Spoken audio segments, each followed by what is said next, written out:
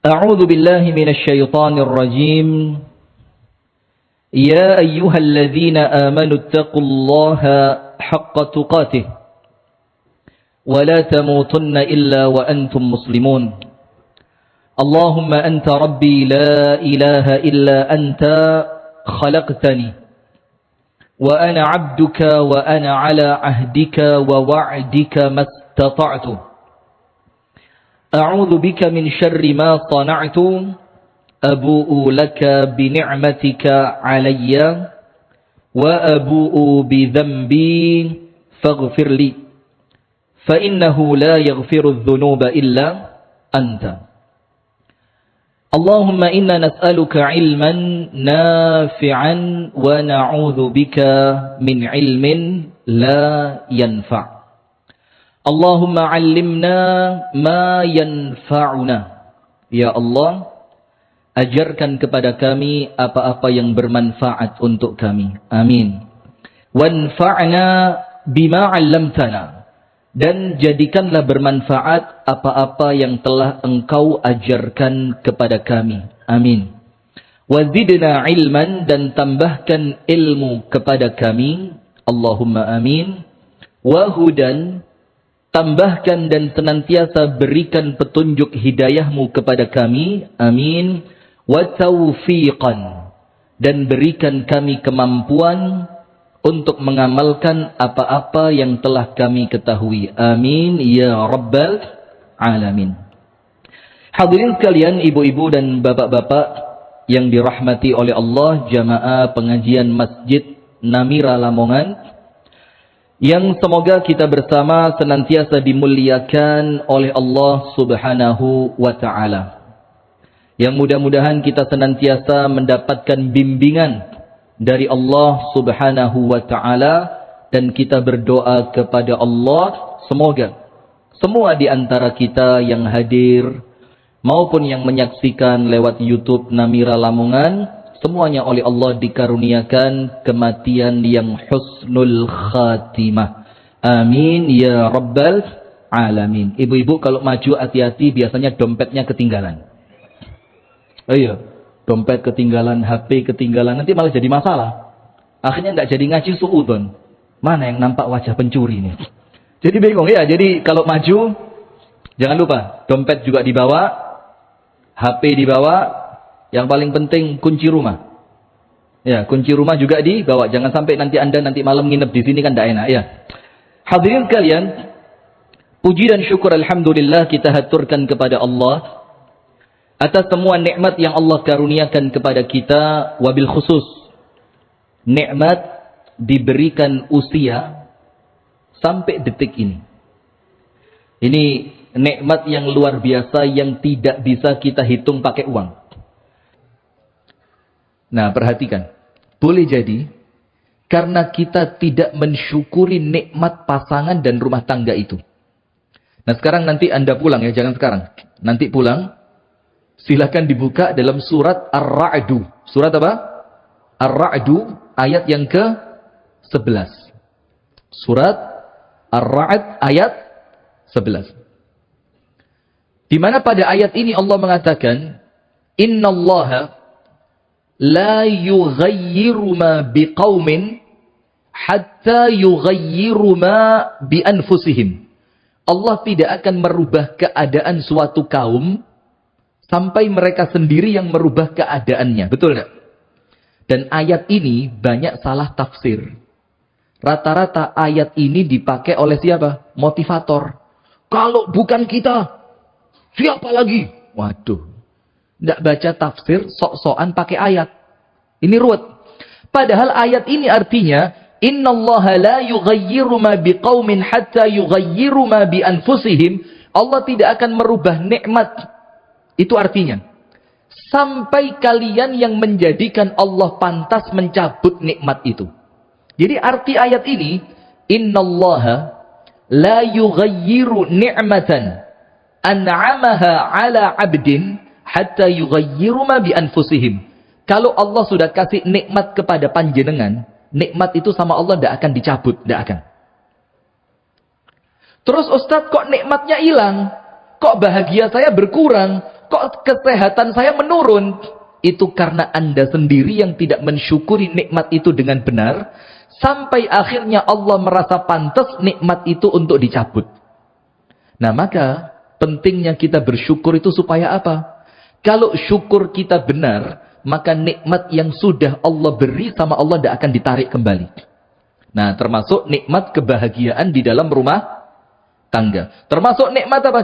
Nikmat bisa ibadah dengan baik, nikmat bisa bertemu dengan orang-orang soleh, nikmat bisa duduk di majelis ta'lim. Kalau syukurnya benar, nomor satu, nikmat yang disyukuri dengan benar, Allah tidak akan cabut nikmat itu. Nah, sementara kita kan khawatir ya. Sugih khawatir melarat.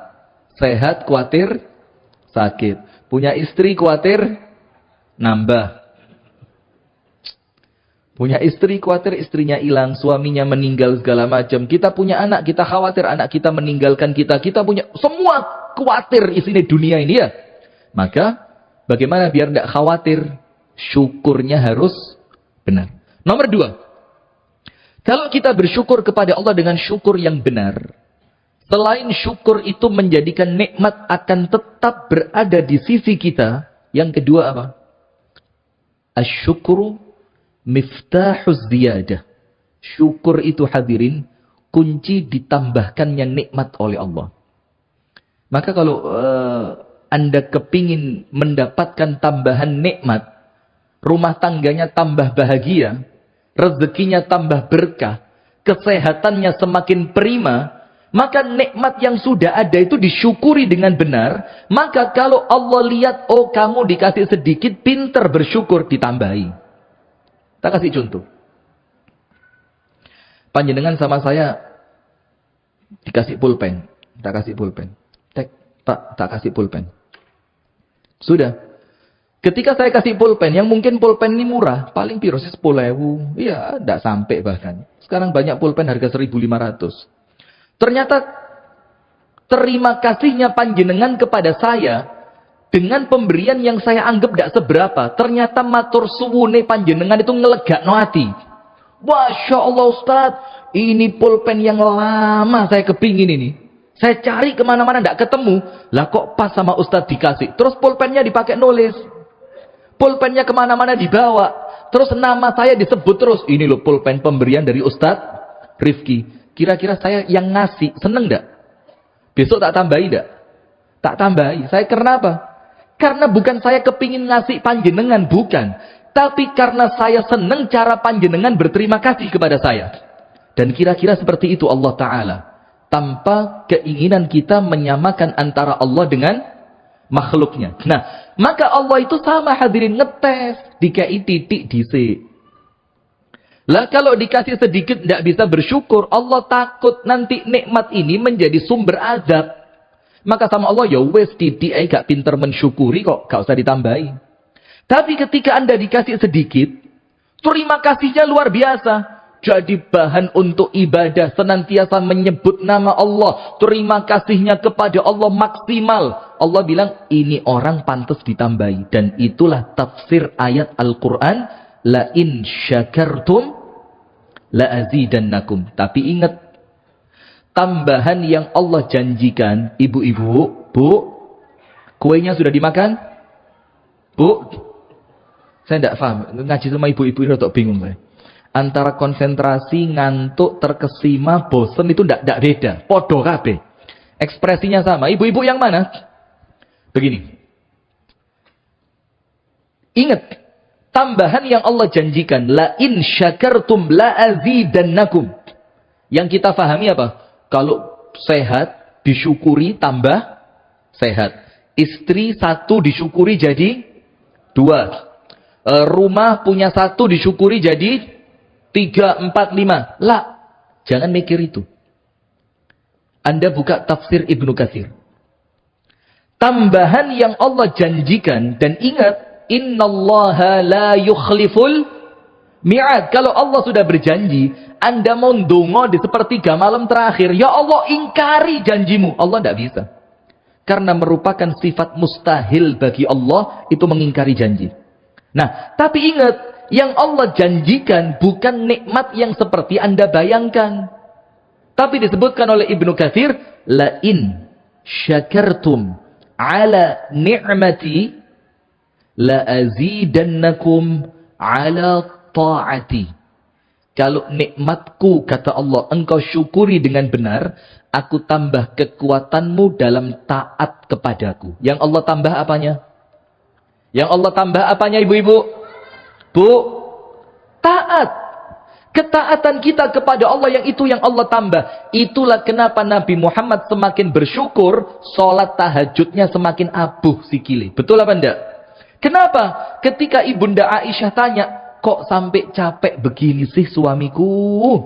Dosamu diampuni, surga dijamin, neraka selamat.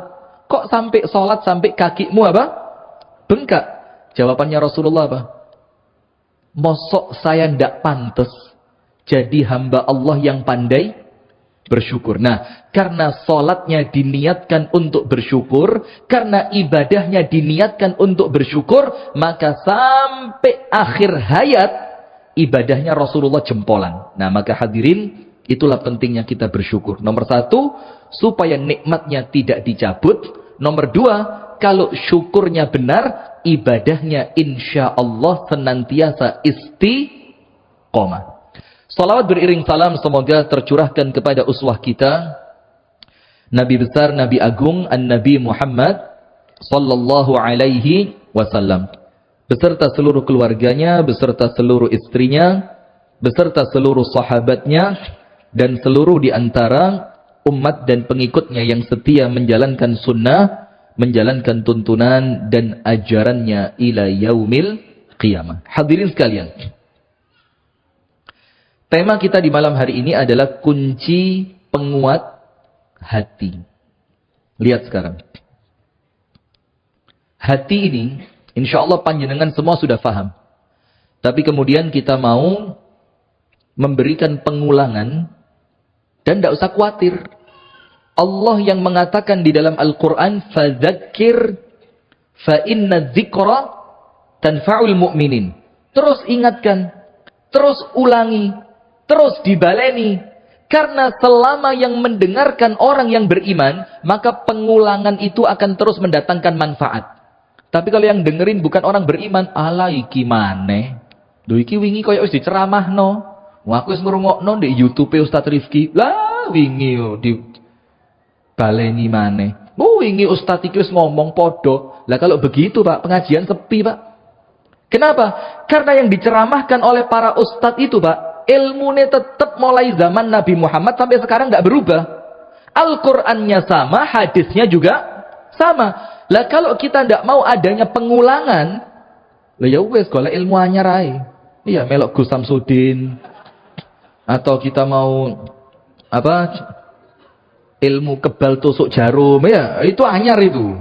Nah kalau tidak mau anyar, kalau tidak mau dibaleni yo aneh, ya kan? Nah, tapi Allah menjamin, fadzakir fa inna dzikra tanfa'ul mu'minin. Kalau yang mendengarkan orang beriman, maka pengulangan itu senantiasa manfaat. Manfaatnya apa? Mengingatkan dia kepada Allah, menambah kekuatan imannya, semakin menjadikan dia yakin kepada Allah Subhanahu wa taala, nambah pahala, mengurangi dosa, duduk di majelis yang dinaungi oleh malaikat-malaikat Allah. Nah maka ingat, apapun yang terulang dari pengajian yang tersampaikan, maka itu indikator iman. Kalau iman sedang baik, maka apapun yang terjadi mesti manfaat. Kita kasih cerita di awal ya. Ini masalah noto hati. Anda tahu Fir'aun tahu? Fir'aun tahu? Tahu ya? Nabi Yusuf tahu? Tahu. Ada dua kejadian berbeda. Fir'aun, ketika Asia itu kan istrinya, itu gendong Nabi Musa bayi. Terus Asia ngomong, karena Asia tahu, ini Fir'aun punya keputusan bayi kecil laki-laki Bani Israel harus dibunuh. Sementara Asia kepingin anak ini selamat. Asia bilang apa? La taqtuluhu asa an yanfa'ana aw nattakhidahu walada. Fir'aun, tolong. Yang satu ini tidak usah dibunuh. Kita rawat saja. mudah-mudahan manfaat. Apa kata Fir'aun? Imma laki fana'am wa imma li falahajata li alai. Kalau buat kamu, PN. Ngerti PN? PN itu apa? Kalau buat kamu, gowon. Gak tak pateni. Tapi saya, kata Fir'aun, saya tidak butuh sama anak ini. Lihat. Sudah ya? Ketika dari awal Fir'aun sudah suudzon sama anak kecil ini, perasaan dalam hatinya, saya tidak perlu sama anak ini. Maka akhirnya apa? Musa tidak memberi manfaat untuk Fir'aun. Kenapa? Sampai para ulama bilang, coba dari awal Fir'aun ngomong, ya mudah-mudahan anak ini manfaat, maka Musa akan memberi manfaat buat Fir'aun. Tapi karena pertama kali wes ngomong apa? Saya tidak butuh sama anak ini. Apa yang terjadi? Musa tidak mendatangkan manfaat. Itu Fir'aun dengan Musa. Sekarang, Raja Mesir dengan Nabi Yusuf. Nabi Yusuf dibeli dari perbudakan. Yang beli Raja Mesir, Aziz Misr. Dia ngomong sama istrinya. Dibilang apa? Akrimi maswahu asa ayyanfa'ana aw nattakhidahu walada. Istriku, tolong anak ini dimuliakan. Kasih tempat yang baik, rawat yang baik, kasih makan yang baik, jaga dengan baik. Mudah-mudahan anak ini membawa manfaat. Siapa yang ngomong? Raja Mesir. Mudah-mudahan anak ini membawa manfaat. Saya mau tanya, Nabi Yusuf untuk negeri Mesir manfaat apa enggak? Manfaat apa enggak? Manfaat. Setelah karena Allah Ta'ala, kemudian karena Nabi Yusuf yang menafsirkan mimpinya raja, akhirnya Mesir terselamatkan dari masa apa? Paceklik. Nah itulah hadirin, mindset pertama. Jadi Anda masuk Masjid Namira, siapa Ustadz? Ustadz Rifki. Aduh wes ya wes sampai mulai gak oleh apa-apa. Tapi ketika Anda masuk pertama kali, siapa Ustadz? Ustadz Rifki. Iki Ustadz paling wajahid misalkan. Ya sudah, insya Allah dapat manfaat. Dan itulah sebagaimana Allah firmankan, fadzakir fa inna dzikra tanfa'ul mu'minin. Nah, hadirin sekalian, urusan hati, ini iklan. Urusan hati, dan biasanya ini gede ini dari Ustaz. Amin. Kita semuanya tahu, dalam bahasa Arab, aslinya loh ya, aslinya, itu bukan hati, jantung. Asli ini artinya apa? Jantung. Cuma, secara serapan bahasa, kita memahaminya dengan bahasa hati gitu loh ya. Termasuk jagalah hati, segala macam perkara hati, urus. Itu aslinya jantung. Karena dalam bahasa Arab itu namanya qalbun. Maka ada istilah qalbun salim. Hati yang selamat. Nah, sudah hadirin. Kenapa hati itu dalam bahasa Arab dibilang qalbun? Disebutkan likathrati taqallubihi, karena seringnya dia terbolak balik. Nah, membalik dalam bahasa Arab itu artinya gampangannya kolbun gitu loh. Jadi hati itu dibilang kolbun gara-gara hati itu gampang malik. Kadang-kadang ngelihat orang senyum, kadang-kadang merengut.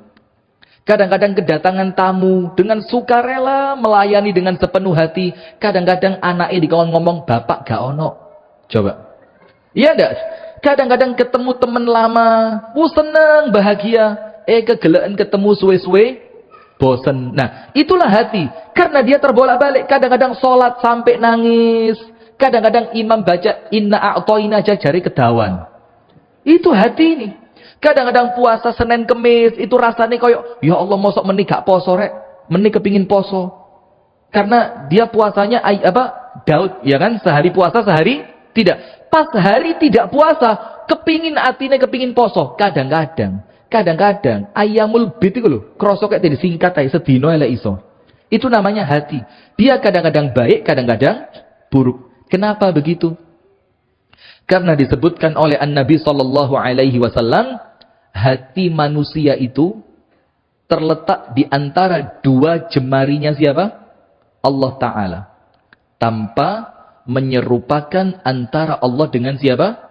Makhluknya. Terus Rasulullah bilang apa? Yuqallibuha haitsu sya'. Di mana Allah akan terus membalik hati itu sekehendaknya Allah. Kadang-kadang pas Allah kepingin dibalik sama Allah, moro-moro sregep nang masjid. Sampai takmir dulu kalah sregep. Lawang durung dibuka, Anda harus di jero. Luka kaget. Wah, ini muridnya Gus Samsudin ini. Kan gitu. Tapi terkadang imam sudah assalamualaikum, wes salam.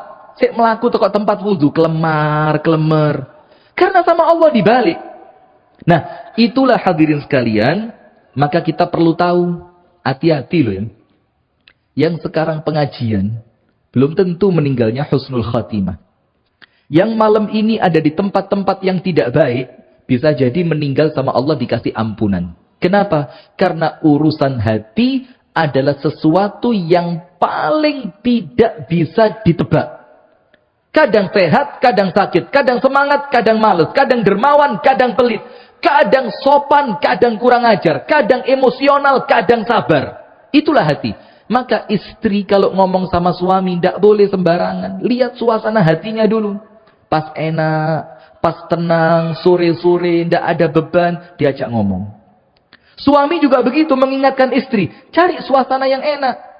Pas suasananya enak, kenapa? Karena hati ini tidak ada orang yang bisa menebak. Dia gampang berbolak balik. Nah, dengan itu hadirin, kita perlu pengajian di malam hari ini.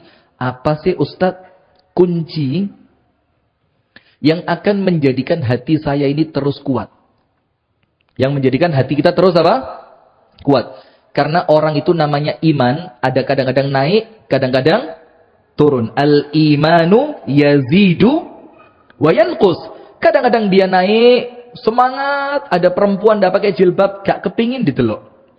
Kadang-kadang jilbaban naik, saya kepingin ditelok. Nah itu kadang-kadang pas naik, kadang-kadang juga pas turun. Nah, maka kita perlu tahu, apa sih kunci yang menjadikan hati saya ini minimal senantiasa berada di atas jalur yang benar. Nah, sekarang itu yang kita bahas. Nomor 1. Hadirin yang dirahmati dan diberkahi oleh Allah Subhanahu wa taala, jamaah yang Allah muliakan, semoga Allah senantiasa rahmati dan berkahi kita semua. Perkara yang pertama yang paling mampu menguatkan hati. Itu nomor 1, zikrul maut. Nomor 1 apa? Zikrul maut. Ingat apa? Mati. Saya punya cerita. Tidak tahu sudah pernah ngisi di sini atau belum. Ustadz Heru Kusuma Hadi dari Surabaya. Belum ya. Ustadz Heru itu lulusan Al-Azhar Mesir. Dan beliau di Surabaya punya banyak komunitas anak-anak muda. Salah satu yang beliau bina, ini mohon maaf sekali ya saya harus sampaikan, tapi yo mudah-mudahan ini bukan untuk sombong. Yang beliau bina itu apa? Komunitas pengidap HIV AIDS. Nas'alullah as-salama wal afiyah. Semoga Allah menyelamatkan kita. Amin. Jadi dibina sama beliau. Anak-anak yang sudah terlanjur terinfeksi virus HIV AIDS, itu kan wis putus asa sudah. Tinggal nunggu apa? Nunggu mati. Bahkan penyakitnya pun dianggap penyakit yang apa? Aib. Iya enggak? Aib, memalukan. Ini penyakitnya. Orang ngelihat itu kena AIDS, mesti saat durungnya senang main ini, senang begini. Na'udzubillah. Semoga Allah menyelamatkan kita dan semua anak turun kita. Amin ya rabbal alamin. Sudah? Maka salah satu cerita beliau itu apa? Teman-teman yang Allah uji dengan penyakit AIDS tadi, itu ada satu obat, saya tidak tahu Avigan atau apa namanya, wallahu a'lam. Itu yang wajib dia minum tiap malam. Kalau tidak minum, imunnya turun, tidak lama insya Allah berangkat sudah. Karena obatnya itu untuk memperkuat apa? Imunitas tubuh. Karena penyakit itu menyerang imunitas mereka. Sudah. Maka suatu hari, ada satu murid yang pertama kali kenal, itu panik dengan penyakitnya. Takut, malu, resah, gelisah. Wes wedi, sampai mau bunuh diri. Terus dinasehati, dibimbing, diajak curhat, diceritani, ditenangkan, diajak baca Al-Quran, diingatkan dengan Allah Subhanahu wa ta'ala, diingatkan tentang tobat, tentang akhirat, tentang kematian yang indah. Sampai itu anak tenang. Sampai pada titik apa hadirin? Beliau bilang apa? Ustadz, pertama saya ketemu sama Ustadz, saya malu punya penyakit ini. Dan saya hampir bunuh diri. Sekarang, saya sampai pada taraf menikmati penyakit ini. Sampai pada taraf apa? Menikmati. Apa yang beliau bilang? Saya tidak yakin, kata anak tadi, kalau Ustadz ini tiap malam ingat mati. Saya Ustadz, setiap saya ambil obat ini dari tempatnya, untuk saya minum, saya ingat mati Ustadz. Dan itulah kenikmatan yang luar biasa di balik Allah menguji saya dengan penyakit ini. Setiap malam saya merasa dekat dengan kematian. Yang ketika itu Ustadz, saya langsung tobat. Saya langsung istighfar. Saya bersihkan hati saya dari semua kebencian sama orang yang saya kenal. Dan saya maafin semua orang yang nyakitin saya. Subhanallah, lihat. Itu karena ingat apa? Ingat mati. Nah, kita-kita ini yang belum pernah kepepet keadaan emeh mati, durung iso ngrasakno. Saya pernah 2 kali. Yang pertama, waktu itu sakit, di dodo ini kayak nyucuk gitu. Akhirnya umi saya khawatir, iki kok cocok jantung gitu kan. Akhirnya disuruh periksa. Segala macam periksa, walhasil keluar penyumbatan jantung. Kaget saya. Mosok sehat ngene, seger waras, ganteng, putih, wae. Kan gak keren sakitnya kok. Jantung, wah ini dokter gak asik ini. Sudah bilang ini penyumbatan Ustaz. Takut saya. Akhirnya malam itu saya pulang ke rumah gak iso turu. Saya ngajak teman saya, Mas Febri yang saya ajak sekarang. Jam 1:30 malam saya telepon. Mas Febri cepet ke sini. Sudah pulang ke rumahnya, saya suruh balik ke rumah saya. Saya suruh ngantar ke rumah sakit. Saya bilang apa? Saya mau nginep di rumah sakit ya. Timbang mati di oma karuan mati di rumah sakit, saya bilang. Saking wedine. Sampai rumah sakit dicek sama dokter jaganya. Tidak ada apa-apa ini Pak. Saya bilang, tidak mau. Saya mau. Ada apa-apa. Loh, bingung dokter. Ya apa sih wong iki? Diwara gak apa-apa, njaluk apa-apa katanya. Akhirnya saya bilang, ya wis, saya mau pulang, syaratnya satu, kasih obat tidur. Kasih apa? Obat tidur. Kasih obat tidur. Gak keros saya sampai oma tangi-tangi jam 10 isu. Tidak tahu udah subuh di mana, tidak ngerti saya. Sudah hadirin, karena memang ada penyumbatan. Apa yang terjadi? Dirujuk ke dokter yang bagus. Ada jamaah kami di Malang, Profesor Saifur Rahman. Dirujuk, dicek sama dia. Ustadz, biar sekalian tuntas. Lek loro diobati, lek gak tenang. Bagaimana? Kita masukkan kateter. Dimasukkan selang. Ada kameranya untuk ngelihat jantung. Sudah. Waktu pertama masih tenang. Ganti baju operasi masih tenang. Ketika lampu operasi dinyalain, jeret. Itu langsung, ya Allah, mati. Sudah. Dan itu gak bisa digoroi. Gak bisa dibohongin. Orang kalau betul-betul keroso mati di depan mata, wes, musuh itu ndak ada. Tak maafin. Itu tanah di kemplang orang 5 hektar, gak apa-apa. PN ikhlas. Kenapa? Karena di depan mata ada sesuatu yang jauh lebih besar. Mati gak bisa balik loh ini. Gak bisa balik loh ini. Akhirnya apa? Ketika itu obat bius mau dimasukkan, kan ditensi dulu. Darah saya 200. Dokternya kaget, iki mesti ono apa. Dokter bilang, kenapa Ustadz? Saya takut dok. Diguyu be dokter. Ustadz kok wedi mati? Lu! Ngawur Pak dokter ini. Lah dikira dia Ustadz gak punya dosa. Nah, itu kejadian pertama. Dan betul hadirin. Ketika ingat mati itu di depan mata. Wis, hati insya Allah bersih. Hati insya Allah apa? Bersih. Yang kedua, dari Jakarta ke Surabaya, naik pesawat. Saya tidak sebut namanya ya, nanti dikira ngerusak mereknya orang nanti. Itu pesawat, turbulensinya medeni. Saya mikir, ya Allah. Saya kemarin kan mau haji. Qadarullah visanya tidak keluar. Sempat nunggu di Jakarta 10 hari. Dan subhanallah ketika pulang, ketika visanya tidak keluar, naik pesawat. Seret. Saya mikir, ya Allah, haji gak situ, masuk mati di laut. Saya bilang, masa mati saya harus di laut? Ini pamitan dari rumah berangkat haji, mulai gak ketemu anak istri. Ya Allah. Itu hadirin. Sampai pramugari yang biasanya tenang gitu kan. Oh enggak apa-apa, silakan dieratkan ikat pinggangnya. Apa ikat pinggang apa? Sabuk pengamannya segala macam. Itu pramugari melok jerit. Pramugarinya mikut jerit. Saya sendiri juru hati. Astagfirullah. Wis langsung kebayang wis. Ini tak maafin, itu tak maafin. Ya Allah, dosoiki tobat, dosoiku istighfar. Ya Allah, kemarin janjian sama orang belum sampai kesampaian. Ya Allah, astagfirullah. Istighfar tok. Dan saat itu, hati tidak mungkin kepikiran maksiat. Itulah hadirin. Rasulullah SAW mengingatkan kepada kita apa? Akthiru dzikrat hadimil ladzat. Perbanyaklah mengingat penghancur kenikmatan. Apa penghancur kenikmatan itu? Kematian. Orang kalau sudah mati mau ngapain? Iya enggak? Orang kaya raya bisa mati. Orang miskin papa ya bisa mati. Karena apa hadirin? Kematian itu bukan urusan umur. Ada yang masih muda sudah Mati. Ada yang sudah sepuh, sehat walafiat, masih ngerokok. Lek nyedot dawa, wong liya rokok entek loro, dia sudah 4. Sedotane luwih jero. Masya Allah. Ini mati ini bukan urusan umur. Bukan juga urusan sakit atau sehat. Mati ini urusan apa?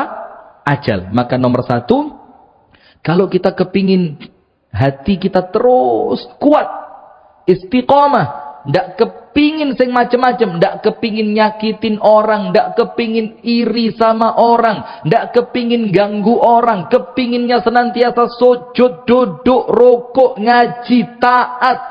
Maka apa? Jadikan kematian senantiasa di depan mata. Jadikan kematian senantiasa di depan apa? Mata. Dan itulah wasiatnya siapa? Luqman Al-Hakim. Kepada siapa? Anaknya. Salah satunya begini. Ya bunayya. Ibu-ibu, dengerin apa tidur? Dengerin apa? Dengerin apa? Astagfirullah. Lihat. Ngikutin kasus itu. FS. Saya pertama ndak ngikutin. Karena istri saya itu ngeliat terus. Lama-lama kan ya kedengeran. Suwe-suwe kuota habis gara-gara itu. Astagfirullahaladzim. Ngikutin. Sudah. Apa kata Luqman Al-Hakim? Luqman Al-Hakim mengatakan, ya bunayya, wahai anakku. Nak, dinasehati sama bapaknya. Itu loh.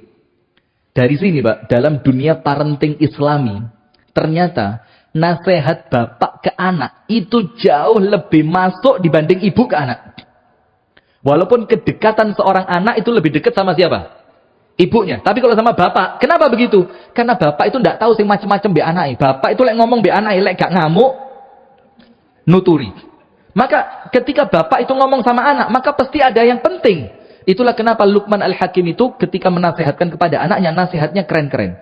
Nah, begini nasihatnya. Ya bunayya, nak, uzkur itsnain, wansa itsnain. Nak, kamu ingat-ingat, jangan sampai lupa 2 perkara. Dan kamu lupakan, jangan diingat 2 perkara. Ilingo loro, lalek no loro. Apa yang harus diingat? Kata Luqman yang pertama, uzkurillah. Ojo sampai lali kepada Allah. Itu nomor 1. Uzkurillah. Ingat Allah. Yang kedua, wazkuril maut. Ingat apa? Kematian. Banyak loh Pak, keluar rumah sehat walafiat. Mobilnya bagus. Keadaan mobil juga sehat. Tidak ada masalah. Dia pulang dalam keadaan meninggal dunia. Maka itu.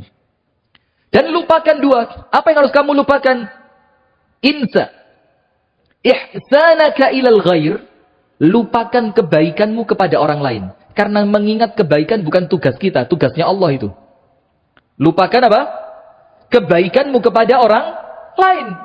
Buat apa diingat? Lawang tugas ngitungnya malaikat. Yang tugas memberi ganjarannya Allah. Kenapa kita capekkan diri kita untuk mengingat kebaikan kita sama orang lain? Ilingo lo yo, biyen kon gak duwe apa-apa, aku lo tuh. Mas, ngerusak. Itu yang dilupakan. Lupakan kebaikanmu kepada orang lain. Apa lupakan yang kedua? Wansa isa'atal ghairi ilaika. Lupakan keburukan orang lain kepadamu. Lalek no. Tidak usah diingat-ingat. Oh, sampai biyen tau ngilokno aku. Lapo diiling. Lupain. Kalau Anda maafkan, pahalanya untuk Anda. Kalau Anda tidak maafkan, cukup Allah yang akan membalas dia. Faham tidak? Nah, maka nomor 1, kunci terkuat untuk menguatkan hati di atas keimanan, di atas keistiqomahan. Ingat apa? Mati. Ibu-ibu, Bu, mau tahu perempuan penghuni surga? Siapa? Ya panjenengan itu. Gak amin ini guyu ini. Ini gitu supaya kesadaran bagus ya, kesadaran. Rasulullah mengatakan, "Ala ukhbirukum binisaikum min ahlil jannah?" Mau ndak aku tunjukkan kepada kalian istri kalian yang mereka itu penghuni surga? Siapa dia? Rasul bilang, al-walud, subur kandungan. Al-wadud, penyayang kepada suami, dan yang paling keren yang terakhir. Al-a'udu ala zawjiha. Idza ghadibat ja'athu wa tad'u yadaha fi yadihi wa taqulu la adzuqu ghamdan hatta tarda. Yang ketiga siapa? Istri yang tidak bisa jauh dari suami. Kalau dia dibikin marah sama suaminya, yang salah suami loh ya. Karena suami senantiasa salah, karena istri tidak pernah. Setuju ibu-ibu? Bagus, lanjutkan surga kabeh. Amin. Ketika dia dibikin marah sama suaminya yang salah. Yang salah suami. Tapi yang datang siapa? Dia yang datang kepada suaminya, diletakkan tangannya di atas tangan suaminya, kemudian dia ngomong apa? Mas, aku ndak akan tidur sampai kamu maafin saya. Padahal yang salah siapa? Suami. Tapi yang minta maaf siapa? Istri. Dibilang apa? Saya ndak akan tidur. Pertanyaannya, kenapa dia ndak akan tidur? Satu, karena istri yang tidur, lah kok gak tangi, artine mati, dalam keadaan suami ndak ridho sama dia, pintu surga tertutup. Hati-hati. Istri. Bu. Makanya salah satu amalannya perempuan salaf, itu sebelum tidur, itu ngadep suaminya. Dilihat suaminya. Terus dia ngomong sama suaminya, Mas, kalau sehari ini, ada yang kamu ndak suka, ada yang kamu ndak ridho, ada yang bikin kamu marah, maafin ya. Kenapa? Karena itu ciri orang yang ingat mati. Kalau besok ndak bangun, tempatmu surga insyaallah. Amin ya rabbal alamin. Nomor 2. Apa kunci penguat hati yang kedua? Yang ringan-ringan aja ya. Gak usah ngotot-ngotot. Zikrullah. Apa? Zikrullah. Zikrullah artinya apa? Zikrullah artinya apa? Mengingat Allah. Ingat kepada Allah. Senantiasa Allah itu ada di hadapan. Maka termasuk hadis yang mengatakan apa? Ihfadillaha yahfadka. Ihfadillaha tajidhu tujahaka. Jagalah Allah, Allah menjagamu. Jagalah Allah, maka engkau akan mendapati Allah ada di hadapanmu. Tahu tak hadis itu? Tahu kan? Itu artinya hadirin, masuk di dalam maknanya, itu zikir. Jagalah Allah di dalam ingatanmu. Jagalah Allah di dalam lisanmu. Jagalah Allah di dalam pandanganmu. Maka engkau akan mendapati Allah di hadapanmu. Di hadapanmu itu artinya apa? Allah terus menyertaimu dengan pertolongannya. Wa idza sa'alaka 'ibadi 'anni fa inni qarib. Nabi Muhammad, kalau umatku tanya kepadamu tentang aku, maka jawab untuk mereka, sesungguhnya Allah itu maha dekat. Dan ingat, dekat itu apa? 4. Tulis. Fa inni qarib. Allah dekat kepada hambanya. Kedekatan itu artinya apa? 4. Nomor 1. Kedekatan penglihatan Allah terhadap hambanya. Jadi ingat loh ya. Kita ini terus di dalam CCTV pantauannya Allah. Fa inni qarib. Hati-hati. Jangan sampai merasa jauh dari pandangan Allah. Nomor 1, penglihatan Allah. Nomor 2, pendengaran. Dan ingat, penglihatan dan pendengaran Allah yang dekat kepada kita, itu bukan cuma untuk kita. Tapi apa? Ibu-ibu jangan bingung. Bapak-bapak yang banyak musuh biar tidak bingung. Termasuk penglihatan Allah tentang musuh kita, dan pendengaran Allah atas makarnya musuh kita. Itu Allah dengar. Maka tidak usah khawatir. Tidak usah khawatir. Sampai dikatakan oleh Syekh Al-Mutawalli Asy-Sya'rawi, beliau bilang apa? Tidak usah takut kalau punya musuh, tidak usah takut. Kalau punya musuh, tidak usah takut. Kenapa? Karena yang terjauh, yang bisa dilakukan oleh musuhmu terhadapmu, itu apa? Hanya menjalankan takdirnya Allah atasmu. Ya wis ikut tok. Kalau Allah tidak takdirkan, musuh mau ngapain nggak akan kejadian. Betul tidak? Jadi musuh itu sekedar perantara takdirnya Allah kepada kepada kita. Nah, maka jangan usah khawatir, penglihatannya Allah dekat, pendengarannya Allah dekat. Artinya apa? Allah ngelihat musuh kamu, dia mau ngapain Allah tahu. Allah mendengar makarnya musuh kamu, dia mau ngapain Allah tahu. Dan kalau Anda sudah dekat dengan Allah, Allah menyelamatkan. Ihfazillah yahfazka. Sama Allah Anda dijaga. Kedekatan yang ketiga apa? Kedekatan yang ketiga apa? Pendengaran, penglihatan. Yang ketiga, pertolongan. Yang ketiga apa? Pertolongan. Pertolongan Allah itu senantiasa dekat dengan hambanya. Yang keempat, apa yang dekat dari Allah kepada kita? Yang dekat dengan Allah adalah pengawasan. Apa? Pengawasan. Nah, sekarang kita kembali. Zikrullah. Hadirin tahu enggak? Sumber masalah kita, semua masalah apapun, rumah tangga, pekerjaan, kesehatan, apalagi? Rumah tangga, pekerjaan, kesehatan, masalah apa? Bermasyarakat. Semua masalahnya, nomor satu, diawali dari apa? Lupa kepada Allah. Lupa kepada siapa? Allah. Sekarang cek. Hari Jumat sunnahnya baca surat apa? Al-Kahfi. Salah satu ayatnya mengatakan begini. Wasbir nafsaka ma'al ladhina yad'una rabbahum bil ghadati wal 'ashiyyi yuriduna wajha wa la ta'du 'aynaka 'anhum turidu zinatal hayatid dunya. ولا تطع من أغفلنا قلبه عن ذكرنا واتبع هواه وكان أمره فرطا. Apa artinya? Wahai Muhammad, yang sabar. Untuk apa? Untuk duduk bersama siapa? Orang-orang yang gemar berzikir. Ini nanti poin ketiga, kumpul bersama orang baik. Tapi itu belum, ini nomor 2 dulu. Zikir. Jangankan zikirnya memberi manfaat. Lihat hadirin. Ngumpuli orang yang gemar zikir. Itu manfaat. Bayangin. Kita tidak ikut zikir. Tidak ikut. Wis menengok tok. Main cepok. Menengok. Jahitan lambim. Tapi Anda duduknya. Di tempat yang di tempat itu orangnya zikir. Itu manfaat. Sampai Nabi Muhammad. Allah suruh ngambil manfaat dengan duduk bersama ahli zikir. Wasbir nafsaka ma'al ladzina yad'una rabbahum bil ghadati wal 'ashyi yuriduna wajha. Terus Allah bilang apa? Wala ta'du 'aynaka 'anhum turidu zinatal hayatid dunya. Jangan kamu palingkan wajahmu dari mereka karena kamu kepingin mendapatkan dunia. Terus apa?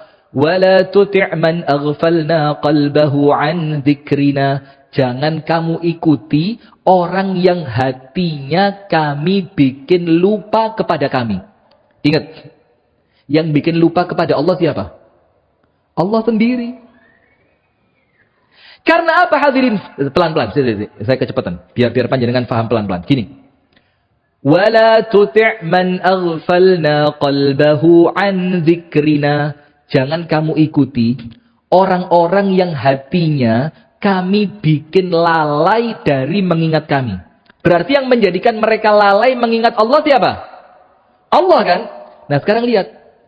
Ketika Allah itu bikin panjenengan bisa zikir. Karena Allah lihat panjenengan pantas dapat keutamaan zikir. Kalau Allah lihat panjenengan tidak pantas dapat keutamaannya zikir. Oleh Allah panjenengan tidak dikaruniai kemampuan berzikir. Sama seperti ini. Angkat tangan yang hari ini belum baca Quran belas. Jujur masjid lo ya dosa. 1, 2, 3, mulai akeh 3, 4. Ibu-ibu angkat tangan yang belum baca Quran belas. Jujur masjid lo Bu. Ayo, yang jujur tak doakan rumah tangganya sakinah mawaddah warahmah. Angkat tangan. Sing durung ngaji belas. Langsung wakeh. Masyaallah. Bu, kita hari ini tidak ngaji belas. Bukan karena kita tidak bisa ngaji. Oh, biyen TPQ lulus kok. Bukan karena kita tidak punya waktu. Oh, waktunya longgar, wong turu 3 jam di kamar. Oh, bukan karena tidak sehat. Oh, buka WA bisa kok. Tapi karena apa? Karena Allah palingkan Anda dari Al-Quran. Karena Anda tidak pantas dapat keutamaannya Al-Quran.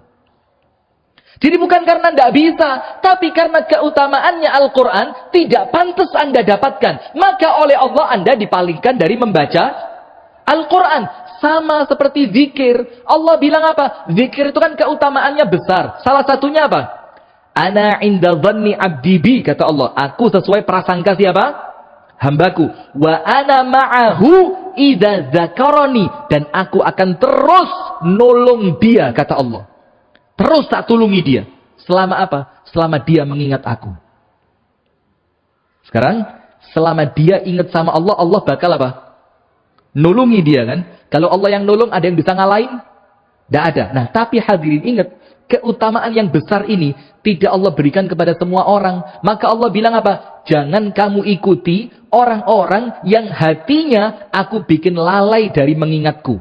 Artinya orangnya tidak bisa zikir. Terus kalau sudah tidak bisa zikir, apa yang terjadi? Dua. Hati-hati. Dan semuanya urusan hati. Nomor satu. وَلَا تُطِعْ مَنْ أَغْفَلْنَا قَلْبَهُ عَنْ ذِكْرِنَا وَاتَّبَعَ هَوَاهُ وَكَانَ أَمْرُهُ فُرُطًا. Nomor satu. وَاتَّبَعَ هَوَاهُ. Pasti tidak punya rem dari hawa nafsu. Orang kalau tidak bisa zikir, وَاتَّبَعَ هَوَاهُ, pasti senantiasa memperturutkan keinginan hawa nafsu. Ngomongi gak kejogo, meripati gak kejogo, makanannya tidak terjaga, hartanya tidak ngerti halal, tidak ngerti haram. Tidak bisa dia menahan hawa nafsu. Kenapa? Awalnya dia tidak bisa mengikat nafsunya dengan zikir. Nafsunya telah dilepaskan karena dia tidak berzikir kepada Allah. Hati-hati. Dan hati yang telah dikuasai hawa nafsu, apa Allah bilang dalam Al-Quran? Afara'aita man ittakhadha ilahahu hawah. Tahukah kamu orang-orang yang menjadikan hawa nafsu sebagai Tuhannya dia? Apa yang terjadi? Neraka tempatnya. Hatinya terombang-ambing. Anda kira orang yang mengikuti hawa nafsu itu senang? Anda kira senang? Tidak bisa. Orang yang pakai narkoba mengikuti hawa nafsu. Orang yang pindah-pindah klub malam. Malam ini di klub sana, besok sini, besok sini. Orang-orang yang pindah dari satu karaoke ke karaoke yang lain. Pindah dari satu tempat hiburan ke tempat hiburan yang lain. Ngeluh. Anda kira bahagia? Enggak. Sedih mereka. Karena bahagia yang hakiki itu kesimpannya dalam hati. Sementara orang yang mengikuti hawa nafsu, hatinya tidak lurus. Itu nomor satu. Kalau tidak pernah zikir, tidak punya rem dari hawa nafsu. Yang kedua, wa kana amruhu furuta. Mesti urusannya melampaui batas. Guyone keterlaluan. Olahraga pun kadang-kadang keterlaluan. Tidur keterlaluan. Kerja keterlaluan. Semuanya melampaui. Kenapa? Dia tidak punya rem. Karena remnya itu zikir. Sementara dia tidak zikir. Maka kalau terlanjur tidak zikir, ngikutin hawa nafsu. Kalau sudah ngikutin hawa nafsu, urusannya melampaui batas, semuanya rusak. Saya ulang. Ustadz, dia tadi kepingin zikir. Kepingin. Tapi Allah bikin dia tidak bisa zikir. Iya, Allah yang bikin dia tidak bisa zikir. Ustadz, kok Allah jahat? Dalam tanda kutip. Ayo, apa jawabannya? Kenapa kok Allah bikin dia tidak bisa zikir? Padahal Allah tahu kebaikannya dia terletak di dalam zikir. Jawab. Yang bisa jawab saya kasih hadiah umroh. Bagi yang mampu. Nah, bisa. Oh, yang bayar dewe, oh, ya apa? Tapi umrohnya sama saya. Daftarnya ke saya, nanti saya dapat 2 juta. Silakan. Ini kan Allah kepingin kita baik. Iya. Kita juga kepingin kita baik. Iya. Ini orang kepingin zikir. Iya. Loh, kenapa sama Allah dia dihalangi dari zikir? Kenapa? Kenapa? Melampaui? Melampaui batas. Yang bulat mana lah? Lihat ayatnya. وَلَا تَكُونُوا كَالَّذِينَ نَسُوا اللَّهَ فَأَنْسَاهُمْ أَنْفُسَهُمْ أُولَئِكَ هُمُ fasiqun, yang menjadikan mereka lupa tentang kebaikan diri mereka. Salat itu apik tapi dia tidak ngerti. Ngaji itu apik tapi dia tidak ngerti. Sedekah itu baik tapi dia tidak ngerti. Oh, teman ini teman yang baik tapi tidak dideketin. Oh, teman ini teman jahat tapi dikumpuli. Dia tidak ngerti kebaikan dirinya. Karena apa? Karena awalnya memang dia yang enggan, tidak mau ingat sama Allah. Cirinya apa? Lihat. Janganlah kalian menjadi seperti orang-orang yang melupakan Allah. Akhirnya Allah menjadikan mereka lupa diri mereka sendiri. Awalnya karena lupa kepada siapa? Allah. Apa cirinya? Nomor 1. Ada majelis taklim, milih majelis kartu. Itu. Sekarang lihat. Anda ke sini. Dibandingkan Anda main kartu di tempat yang lain, itu kan pilihan kita, betul enggak? Allah maksa enggak? Enggak maksa. Nah maka ketika ada 2 pilihan seperti itu, ada majelis kartu, domino, ada majelis zikir di Masjid Namiro, Anda milih sana, itu ciri orang yang memang enggak kepingin ingat sama Allah. Karena apa? Walladzina jahadu fina lanahdiyannahum subulana. Orang yang bersungguh-sungguh sama Allah dikasih jalan enggak? Dikasih jalan. Apa cirinya sungguh-sungguh? Yo ngempet awak poso. Ngempet ngantuk tangi sholat subuh. Ngempet males datang ke majelis taklim. Oh kepingin cangkruan. Oh tapi wayai ngaji di dhisik. Itu orang yang menginginkan kebaikan, akhirnya sama Allah dikasih jalan. Nah maka hadirin, ingat, zikir itu kunci penguat hati yang paling top. Maka itulah kenapa ketika semua anggota tubuh tidak bisa bergerak, kalau masih dikasih mulut bisa zikir, alhamdulillah. Karena semua kebaikan kita dapatkan. Karena sholat isinya zikir, ngaji itu zikir. Orang haji umroh isinya juga zikir. Orang semua yang dilakukan kita ini semua intinya apa? Zikir. Maka kunci penguat hati yang kedua apa? Jangan lupa zikir. Nah sekarang 2.1. Jadi nomor 2 zikir, tapi subbab. Subbab itu apa? Bagian dari bab yang kedua. Apa itu? Tilawatul Quran. Itu yang saya sampaikan waktu khutbah Jumat tadi. Begini hadirin. Panjenengan buka kitabnya Imam Nawawi, judulnya At-Tibyan fi Adab Hamalatil Quran. Imam Nawawi bilang apa? Seafdol-afdolnya zikir. Artinya zikir yang pahalanya paling besar. Zikir yang paling utama. Zikir yang paling mendatangkan kecintaan dari Allah. Mengalahkan zikir yang lain. Itu apa? Kata Imam Nawawi, Ajma'atil ummatu ala anna afdala zikri tilawatul Quran. Ulama telah sepakat. Mulai yang pertama sampai insya Allah nanti yang terakhir. Zikir yang paling bagus itu ngaji Al-Quran. Zikir yang paling bagus apa? Ngaji Al-Quran. Itulah hadirin. Kalau kita sering ngaji, insya Allah atine ajek. Atinya apa? Ajek. Maka dari itu, jangan sampai sehari gak ngaji blas. Mana tadi yang angkat tangan tadi? Hei. Ngaji ya. Nanti sebelum tidur jangan lupa apa? Ngaji. Nomor 3. Sampai jam 9 atau 60 menit? Tidak, Ustaz. Sudah. Baik, penutup terakhir. Yang terakhir apa kunci penguat hati nomor 3? Kumpul bersama orang yang baik. Dan ini mujarab. Mujarab itu apa? Manjur. Coba jamu gitu. Boh, itu sesewengi gak turu itu. Mentes. Mujarab. Apa itu? Kumpul dengan orang soleh. Dan itu diucapkan oleh murid-muridnya Imam Malik. Jadi Imam Malik itu punya murid yang rumahnya jauh. Terus murid-murid ini ketika hatinya mulai lemah, wis mulai istiqomahnya mulai lemes, salatnya mulai gak kuat, ngaji mulai gampang kesel gitu ya. Pengajian mulai senden kabeh. Ini mulai ini ciri-ciri. Sudah? Itu muridnya bilang apa? Kalau saya mulai lemes, aku datang ke majelisnya Imam Malik. Dan di majelis itu, aku duduk bersama murid-muridnya Imam Malik. Aku pandang wajahnya Imam Malik. Apa katanya dia? Itu semangat. Bisa ngecas baterai HP saya. Itu ngecas baterai ini. Itu bisa kuat untuk 10 hari. Jadi datang ke majelisnya Imam Malik sekali. Itu bisa semangat ibadah 10 hari. Engkau 10 dino males maneh. Teko maneh nang majelisnya Imam Malik. Dan itulah kenapa hadirin. Para ulama itu mesti menyarankan kita tinggal di tempatnya orang soleh. Sampai Al-Imam Al-Qurtubi bilang apa? Kalau bisa milih, jangankan hidup. Karena kalau hidup pasti, mati suruh milih dikubur di tempatnya orang soleh. Kenapa? Karena kebaikan mereka itu menular. Kebaikan mereka apa? Menular. Maka menurut Imam Qurtubi, lek se iso milih pas urip ya kudu urip di kampunge wong apik. Itu panjenengan tahu orang yang bunuh 99 jiwa. Ketika mau tobat, datang ke ahli ibadah. Saya mau tobat, kamu habis ngapain? Mata ini 99 orang. Ngawur. Gak iso tobat. Pateni, grek 99 tak pateni siji kok wedi. Jangkep berapa?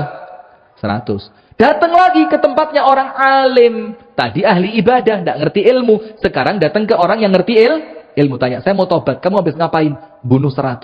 Bisa? Syaratnya apa? Nomor 1, pindah kampung. Disuruh apa? Pindah kampung. Disuruh pindah ke kampungnya siapa? Orang soleh. Kenapa? Karena di sana cuaca. Jadi bukan cuaca, apa namanya? Nuansa kesolihan itu akan menular. Itu loh hadirin. Sering-sering duduk di majelis taklim. Kenapa? Karena duduk di majelis taklim itu menguatkan hati. Barakallahu fikum. Wa jazakumullahu khairan. Saya kebiasaan begini. Kalau pengajian itu pembukaan ini kedawan. Semoga ada manfaatnya. Kurang lebihnya mohon maaf. Saya kembalikan kepada takmir. Kita tutup dengan doa kafaratul majlis. Subhanakallahumma wa bihamdika. Ashhadu an la ilaha illa anta astaghfiruka wa atubu ilaik. Assalamualaikum warahmatullahi wabarakatuh.